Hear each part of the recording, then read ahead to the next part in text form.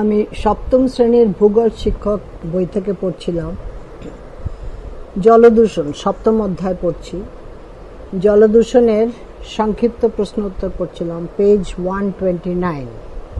প্রশ্ন 31 অবধি পড়েছি।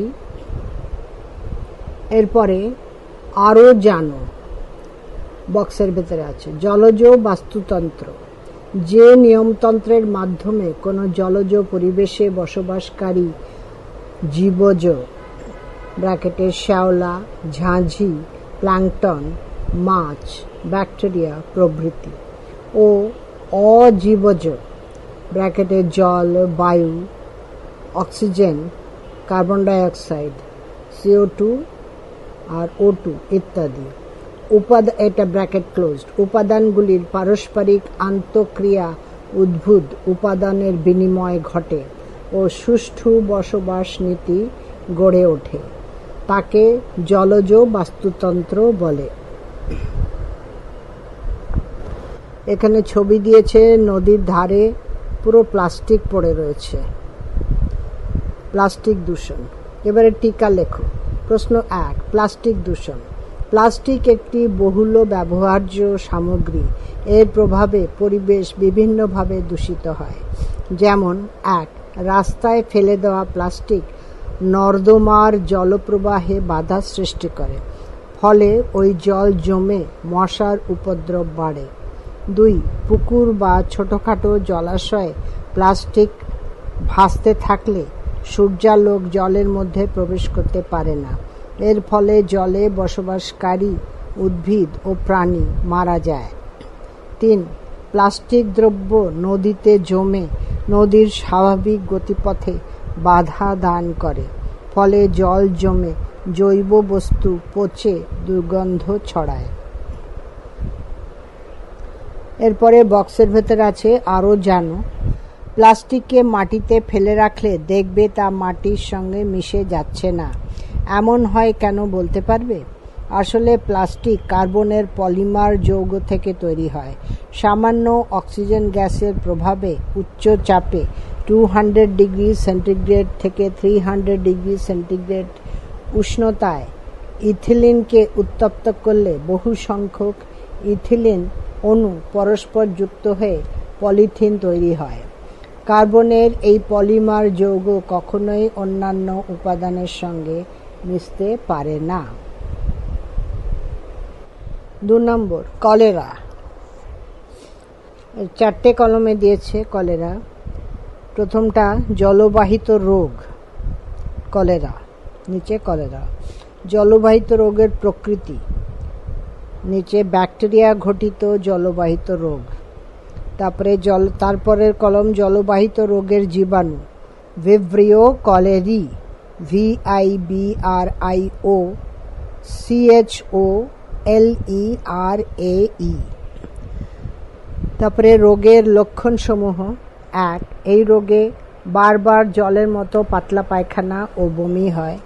2, রোগীর গলা ও মুখ শুকিয়ে আসে আর ঘন ঘন জল পিপাসা পায়। 3, রোগীর হাত পা অসাড় হয়ে আসে। 3 নম্বর প্রশ্ন, আন্ত্রিক। এটাও 4টে কলম। প্রথমটা জলবাহিত রোগ, আন্ত্রিক। জলবাহিত রোগের প্রকৃতি, ব্যাকটেরিয়া ঘটিত জলবাহিত রোগ। এরপরে এটা জলবাহিত রোগের জীবাণু, সিজেলা ডিসেন্টেরি, সিজেলা ডিসেন্টেরি। বাংলায় দন্তেশ্বয় ইকার, বর্গের জ একার, লয় আকার, ডিসেন্টেরি, ডয় ইকার, দন্তেশ্বয় একার, ন, টয় একার, রয় ইকার। সিজেলা, SHIGELLA, ডিসেন্টারি, DYSENTERIAE।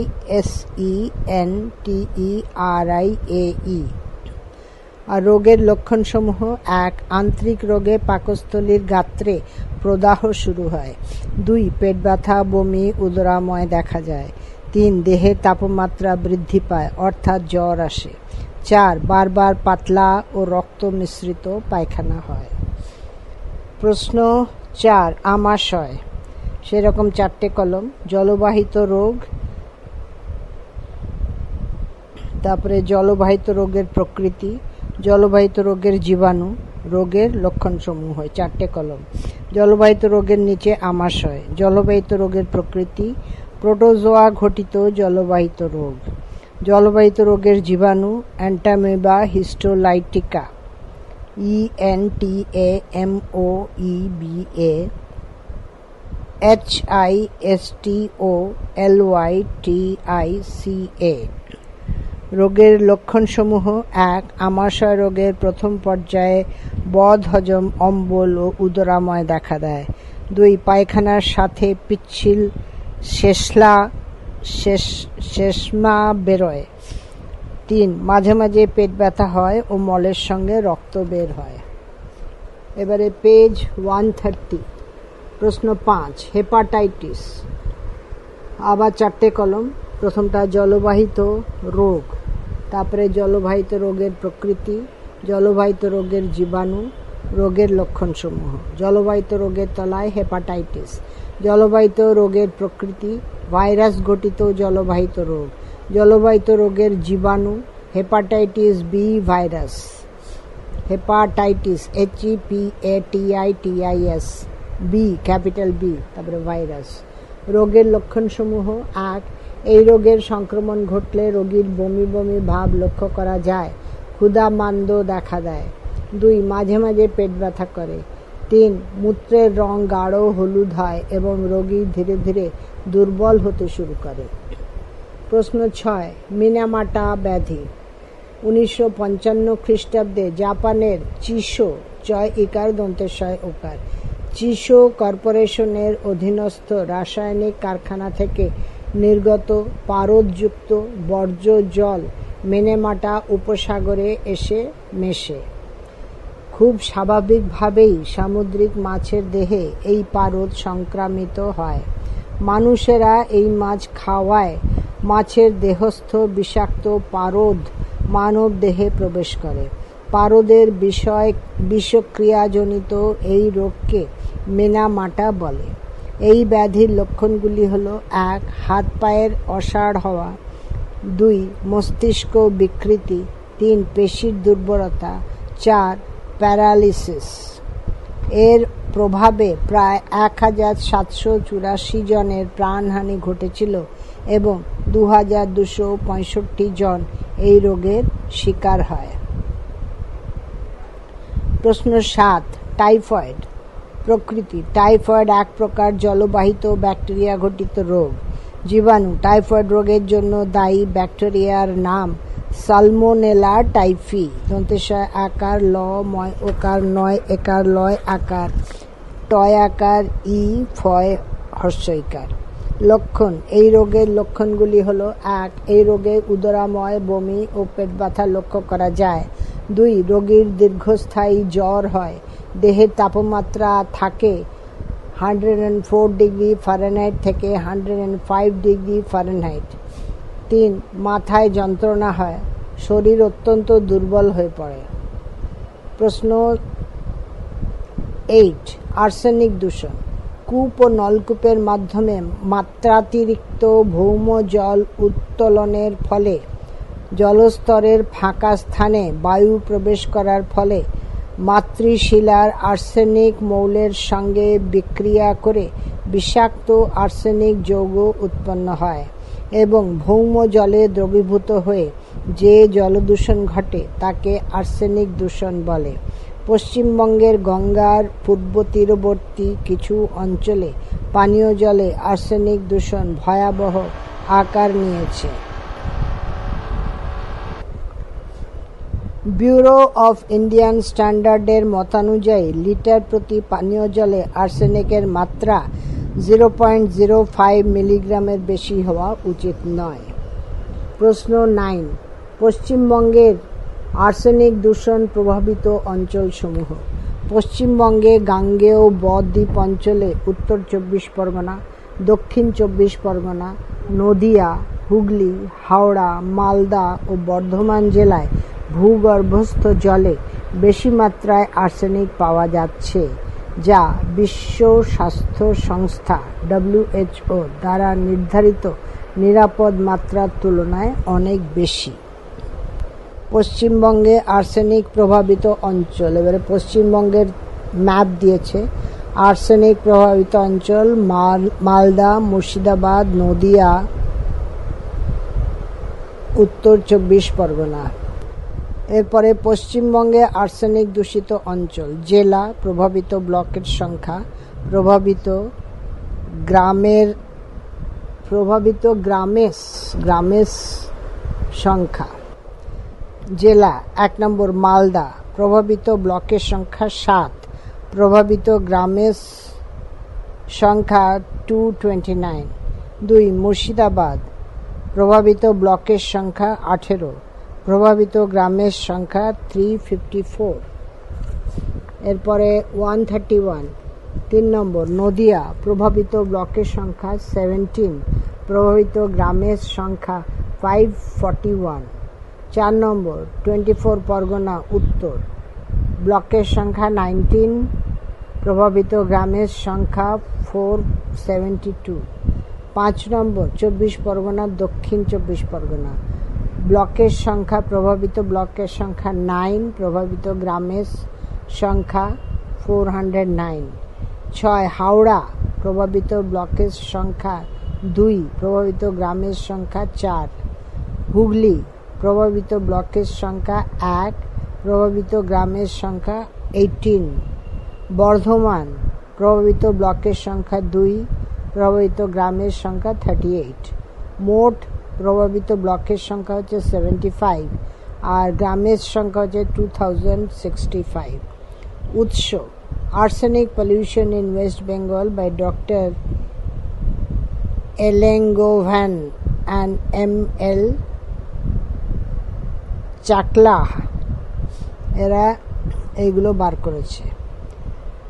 তারপরে প্রশ্ন 10, ফ্লুরাইড দূষণ। জলে অথবা বাতাসে ফ্লুরাইড অতিরিক্ত মাত্রায় থাকলে যে দূষণ ঘটে তাকে ফ্লুরাইড দূষণ বলে।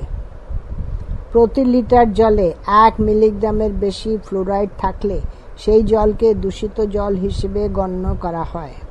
দীর্ঘদিন ধরে অতিরিক্ত মাত্রায় ফ্লুরাইড মানুষের শরীরে প্রবেশ করলে ফ্লুরোসিস নামে এক ধরনের অসুখ দেখা যায়। ফ্লুরাইড মানুষের দাঁত, হাড়, ত্বক, চোখ, ফুসফুস এমনকি হৃদযন্ত্রেরও ক্ষতি করে। শরীরে অতিরিক্ত মাত্রায় ফ্লুরাইড থাকলে হাইপোক্যালসিমিয়া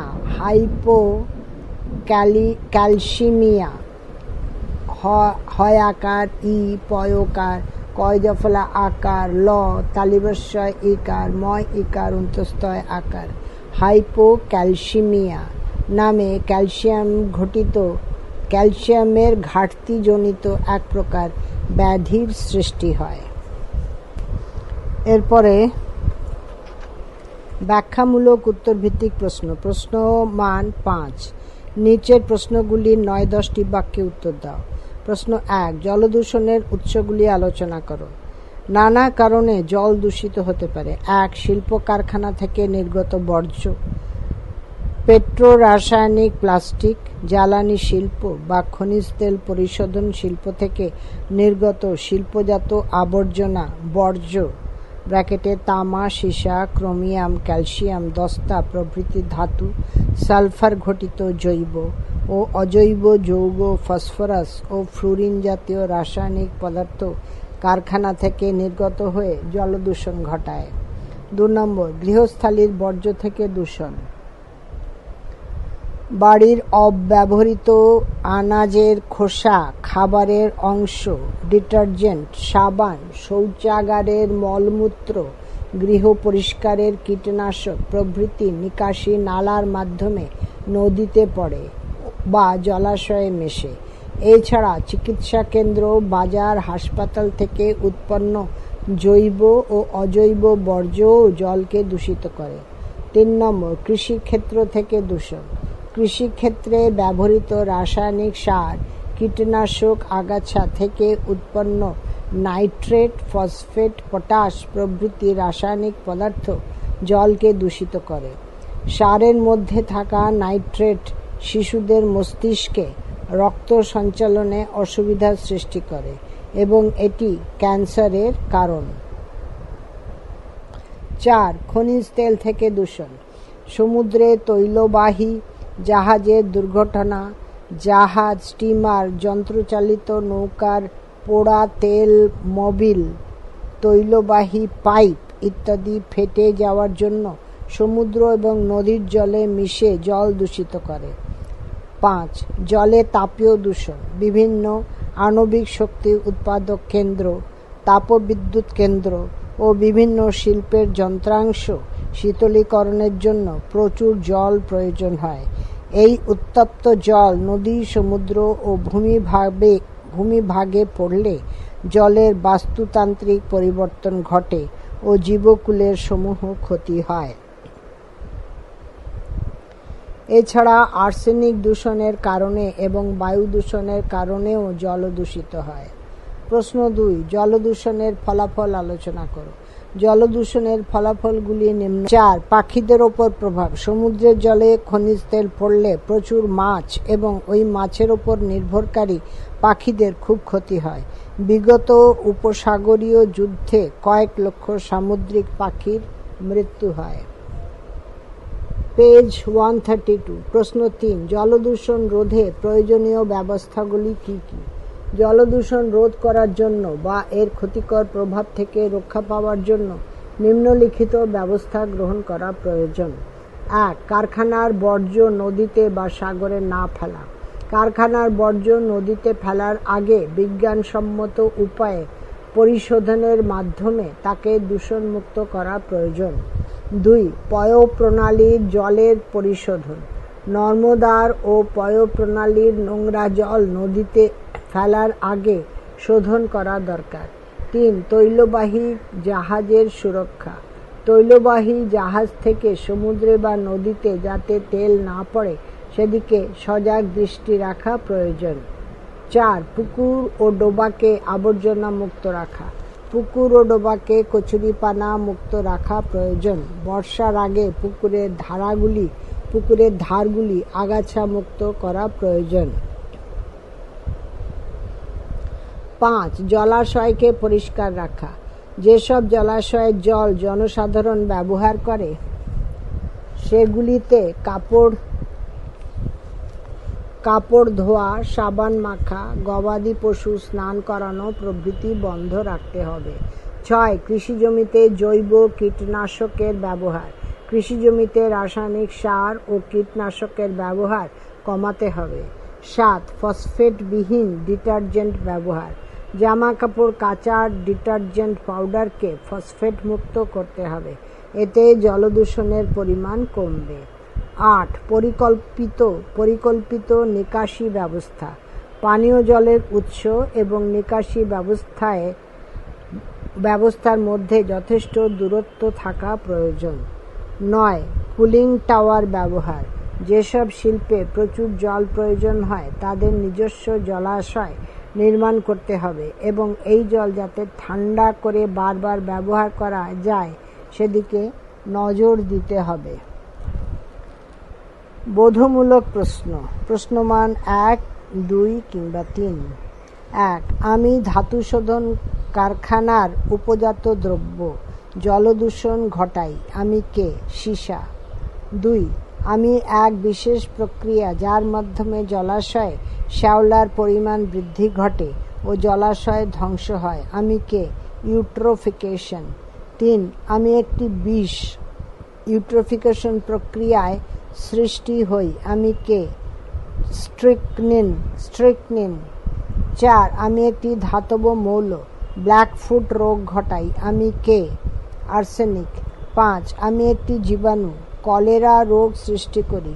আমি কে? Vibrio colliery. 6. আমি চীন দেশের একটি নদী ভীষণভাবে দূষিত। আমি কে? হোয়াং হো। 7. আমি ইংল্যান্ডের নদী, আমার জল দূষিত। আমি কে?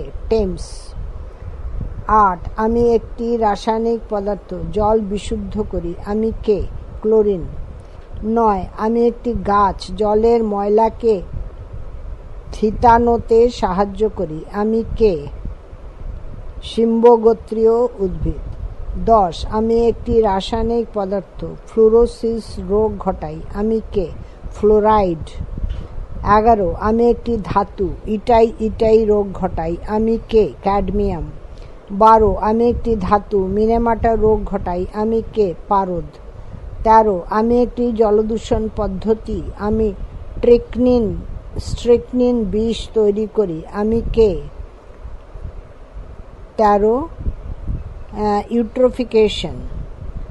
14 আমি একটি জলদূষণ পদ্ধতি, আমি পাথরের সৌধ নষ্ট করি, আমি কে? অম্লবৃষ্টি।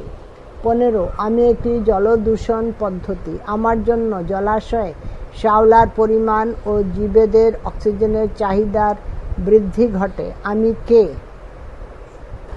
ইউট্রোফিকেশন। 16 আমি এমন এক ধরনের বিদ্যুৎ উৎপাদন কেন্দ্র যে জলের তাপীয় দূষণ ঘটায়, আমি কে? পরমাণু বিদ্যুৎ কেন্দ্র। 17 আমার বিষক্রিয়ায় ডিসলেক্সিয়া রোগ সৃষ্টি হয়, আমি কে? সীসা। 18 ভূগর্ভস্থ জলে আমার পরিমাণ বৃদ্ধি পাওয়ায় দাঁতের রোগ হয়, আমি কে? 18 লোহা। 19 আমি জলে উপস্থিত একটি দূষক, আমাকে সার হিসেবেও ব্যবহার করা হয়, আমি কে? ইউরিয়া। 20 পানীয় জলে আমার মাত্রা 0.05 মিলিগ্রাম পার লিটারের বেশি হলে জনজীবনে ক্ষতিকর প্রভাব পড়ে, আমি কে? আর্সেনিক। এবারে শব্দের ধাঁধা। ল দু স জ ন জলদূষণ, এরপরে ফা র ডা সা ই ল ই সা ড অ সালফার ডাইঅক্সাইড। ক ফু ব্যাধি ট ব্ল্যাকফুট ব্যাধি। 4 সি ফ্লু স রো ফ্লুরোসিস। 5 ফি স ই ট্রো উ কে ন ইউট্রোফিকেশন। পেজ 133 তথ্য মৌচাক পূরণ করো। ভূগর্ভের জলদূষণ সম্পর্কিত তথ্য মৌচাকটি পূরণ করো। ভূগর্ভের জলদূষণ দিয়েছে মাঝখানে লাল রঙের গোল একটা সার্কেল, তারপরে চারদিকে ছটা তথ্য মৌচাক লিখতে হবে। উত্তর 1 নম্বর ভূপৃষ্ঠের দূষিত জল চুইয়ে ভূগর্ভের জল সংক্রমিত হয়। 2 নম্বর সেপটিক ট্যাঙ্ক, ময়লার জলের কুয়ো, তৈলকূপ, আবর্জনা পুকুর প্রভৃতি থেকে ভূগর্ভের জল দূষিত হয়। 3 নম্বর ভূগর্ভের রাসায়নিক দূষকগুলি হল ক্লোরাইড, নাইট্রেট, ভারী ধাতু, বিষাক্ত জৈব যৌগ। এই জৈব যৌগগুলি ক্যান্সার সৃষ্টিকারী। 4 এই জলের ব্যবহারে গর্ভহানি, শিশুর জন্মগত ওজন হ্রাস, জন্ম ত্রুটি প্রভৃতি দেখা যায়। 5 স্নায়ুঘটিত রোগ দেখা দিতে পারে। আর দ্বিতীয় কোশ্চেন ক্যাডমিয়াম দূষণ সম্পর্কিত তথ্য মৌচাকটি পূরণ করা। আবার 5টা রয়েছে। 1 জাপানের জিনটসু নদীর উপত্যকায় বসবাসকারী মানুষের ইটাই রোগের সংক্রমণ ক্যাডমিয়াম দূষণের কারণে হয়। 2 রঙিন প্লাস্টিক উৎপাদনে ক্যাডমিয়াম ব্যবহৃত হয় এবং ওই প্লাস্টিক বর্জ্য পদার্থ হিসেবে পরিবেশে ফিরে আসে। 3 আকরিক থেকে জিঙ্ক নিষ্কাশনের সময়ও রাসায়নিক সার থেকে ক্যাডমিয়াম মাটিতে মেশে। 4 ক্যাডমিয়াম দূষণে মানুষের হাড় সহজে ভেঙে যায়। 5 রক্তচাপের বৃদ্ধি হয়। এবারে শব্দছক দিয়েছে, শব্দছক দুটো দিয়েছে, ওপর নিচ।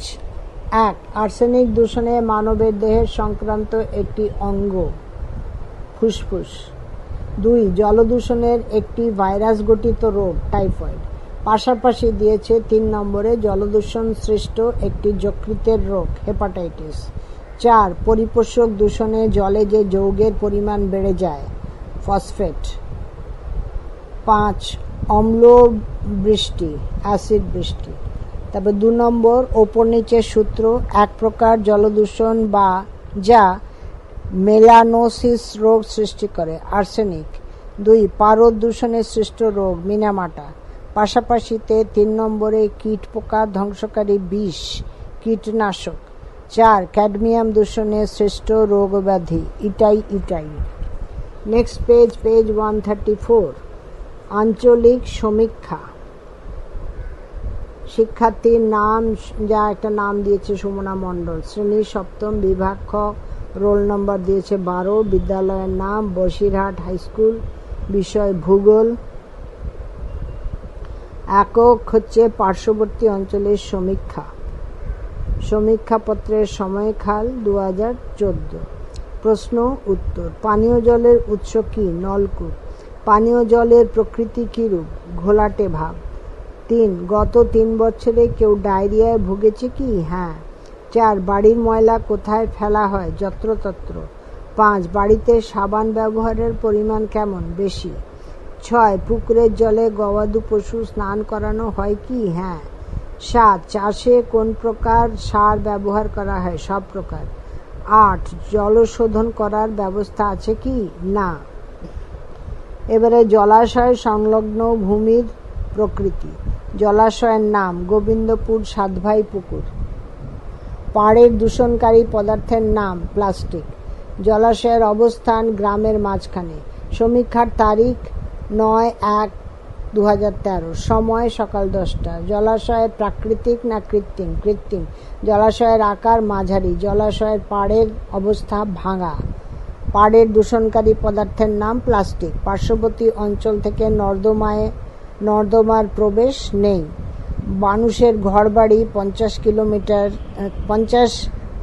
মিটারে আছে কি না? আছে। জল ব্যবহারকারী প্রত্যহ ব্র্যাকেটে প্রায় 50 জন। কাপড় কাচা, বাসন মাজা হয়। মাছ চাষ হয়। অন্যান্য তথ্য ব্ল্যাঙ্ক লিখেছে। তারপরে লিখিত প্রবন্ধ। পানীয় জলের উৎস সম্পর্কে ধারণা। নাম, শ্রেণী, এসব বিদ্যালয়ের নাম এসব দিয়েছে, তারিখ দিয়েছে, রোল নম্বর দিয়েছে। আমার গ্রামের নাম গোবিন্দপুর। গ্রামের মাঝে খেলার মাঠ, তার পাশে গভীর নলকূপ আছে। আমরা সবাই এই নলকূপ থেকে পানীয় জল সংগ্রহ করি। এই নলকূপের আশেপাশে 30 মিটারের মধ্যে কোনো শৌচালয় নেই এবং কোনো ময়লা আবর্জনাও ফেলা হয় না। জায়গাটি একটু উঁচু হওয়ায় সেখানে নোংরা জলও জমে না। নলকূপের জল পরিষ্কার, গন্ধবিহীন। আমরা সবাই নলকূপ ও আশেপাশের পরিবেশ যাতে পরিচ্ছন্ন থাকে তার দিকে খেয়াল রাখি। আমরা সবাই সুস্থ। এরপরে কাছাকাছি জল পরিশোধন কেন্দ্র পর্যবেক্ষণ করে তার অভিজ্ঞতা। কার্তিকপুর, এবারে সব নাম টাম দিয়েছে। তারপরে কার্তিকপুর গ্রামটি বিপজ্জনকভাবে আর্সেনিক প্রবণ অঞ্চলে অবস্থিত। ফলে গ্রামবাসীদের বিশুদ্ধ জলের যোগান দেওয়ার জন্য এখানে পঞ্চায়েত থেকে আর্সেনিক মুক্ত জল উৎপাদনের প্ল্যান্ট বসানো হয়েছে। গভীর নলকূপ থেকে পাম্পের দ্বারা জল তুলে তা এই প্ল্যান্টের মাধ্যমে পরিশ্রুত করা হয়। গ্রামবাসীরা প্রয়োজন মতো পাম্প করে জল তুলে প্ল্যান্টের মাধ্যমে পরিশ্রুত জল পেতে পারে। তারপরে তোমার প্রতিদিনের জলের হিসেব। মোট প্রাপ্য 20 লিটার। পানীয় জলের ব্যবহার 4 লিটার। স্নান ও জামাকাপড় ধোয়া ও পুনর্ব্যবহার, বাগানে সবজি চাষ 15 লিটার পুনর্ব্যবহার করা হবে ব্র্যাকেটে। মোট ব্যবহার 19 লিটার। দৈনিক সঞ্চয় 1 লিটার। এরপরে এখানে দিয়েছে নাম, শ্রেণী, বিভাগ, রোল নম্বর, বিদ্যালয়ের নাম, বিষয় ভূগোল, একক কৃষিক্ষেত্রের পার্শ্ববর্তী জলাশয় মজে যাওয়ার কারণ ও সমাধান। সমীক্ষাপত্রের সময়কাল 2014। প্রশ্নাবলী, সমস্যা সংক্রান্ত তথ্য সংগ্রহ। অঞ্চলের নাম রঘুনাথপুর গ্রাম পঞ্চায়েত। 2 সমীক্ষাকৃত জলাশয়ের সংখ্যা 50। 3 প্রতিটি জলাশয়ের পাশে কৃষিজমি আছে কি? না। 4 জলাশয়ের অবস্থান। 1 কৃষিজমির পাশে 40টি। 2 কৃষিজমি থেকে দূরে 10টি। 5 জলাশয় থেকে গৃহীত তথ্য। গভীরতা ভারতের বিভিন্ন অঞ্চল। মে তে 3 মিটার এতে, আর বিতে 2.8 মিটার। নভেম্বরে 1 মিটার আর বিতে 2 মিটার। ঝাঁঝির উপস্থিতি এতে আছে, বিতে নেই। জলজ প্রাণীর উপস্থিতি এতে কম, বিতে বেশি। 6 ঝাঁঝি তোলা হয় কি? না। 7 কৃষি জমিতে রাসায়নিক সার ব্যবহার করা হয় কি? হ্যাঁ। এরপরে সারা বছর চাষ করা হয় কি? হ্যাঁ। কীটনাশক ব্যবহার করা হয় কি? হ্যাঁ। তথ্য বিশ্লেষণ। কৃষি জমির পাশের জলাশয়গুলির গভীরতা নভেম্বর মাসের দিকে হ্রাস পাচ্ছে ও ঝাঁঝির সংখ্যা বেশি ও জলজ প্রাণীর সংখ্যা কমে যাচ্ছে, কারণ জমিতে চাষের জন্য যে সার ও কীটনাশক প্রয়োগ করা হয়েছে বর্ষাকালে সেগুলি বৃষ্টির জলের সঙ্গে ধুয়ে পাশের জলাশয়গুলিতে জমা হয়েছে, ফলে ঝাঁঝির সংখ্যা বেশি হয়েছে। ঝাঁঝির আধিক্যের কারণে জলাশয়ের গভীরতা যথেষ্ট কমে গেছে।